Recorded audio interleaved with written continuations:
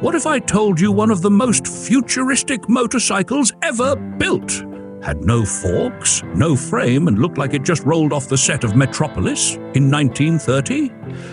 Ladies and gentlemen, let me tell you a story about a motorcycle so French, so fabulously overdesigned, and so far ahead of its time that even your neighbor Gérard, who still thinks the Citroën 2CV is too modern, would have called it extravagant. We're talking about the 1930 Majestic.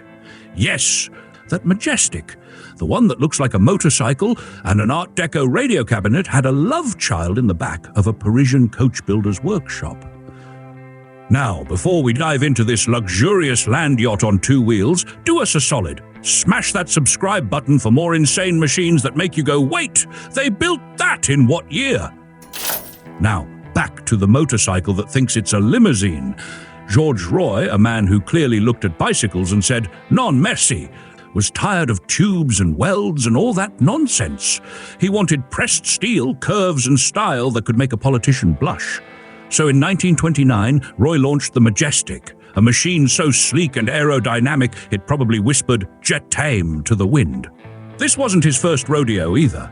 His earlier project, the new motorcycle, used monocoque construction before it was cool, before it was even pronounceable by most of us. But the Majestic took things further.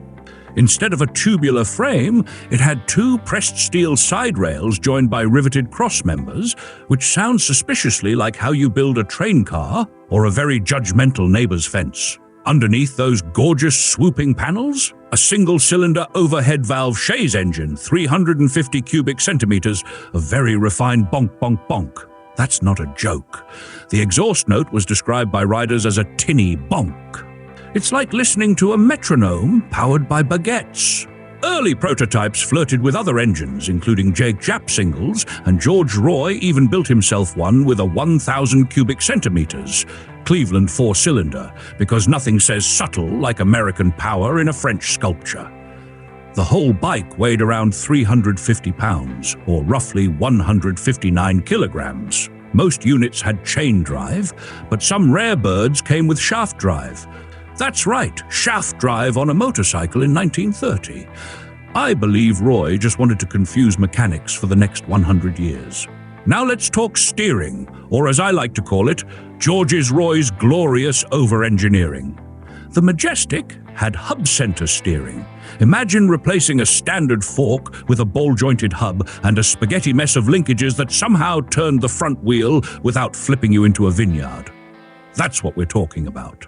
The parallelogram linkage kept things stable over rough roads, a godsend, since in 1930 most French roads were cobblestone mixed with optimism. Instead of telescopic forks, Roy used a sliding pillar suspension, like the kind on early Morgan three-wheelers. It kept the wheelbase constant while letting the front wheel bounce up and down like a toddler on a sugar high. And if that's not enough weirdness for one bike, there was no traditional swing arm or variable wheelbase. The drivetrain sat inside the chassis wings, making this thing more like a land-bound monorail than a motorcycle. Speaking of gears, shifting was done by a hand shifter that looked like a doorknob from Versailles. No shift gate, just a round knob and blind faith. You twisted it and hoped the gear gods were in your favor. First gear? Maybe.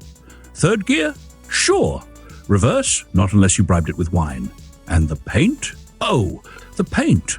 Some Majestics came in something called an alligator finish, applied by actual artisans from the Guild of Decorative Painters. That's right. This wasn't paint, this was high-stakes French wizardry. They created a crackled effect by layering incompatible paint types. That some bikes still wear this finish after 90 years is proof that decorative painters deserve more holidays and fewer baguettes. Do you think that's wild? Only around 100 units were ever built, and Roy sold the rights in the same year production started. That's like starting a bakery and immediately selling it to the guy who thought raisin bread was a good idea. Production passed to Delahaye, the people behind Dollar Motorcycles, because nothing says stability like outsourcing your dream to someone who names their bikes after currency. And guess what? People didn't buy it. Maybe it was the price, maybe it was the confusion, or maybe it was the fact that the Majestic looked like a sidecar that ate its own sidecar. Either way, Sales flopped, and by 1933 the company folded faster than my uncle's poker hand. Today, only about 10 survive. That's fewer than the number of people in my town who claim they could easily build a better bike if they just had the time.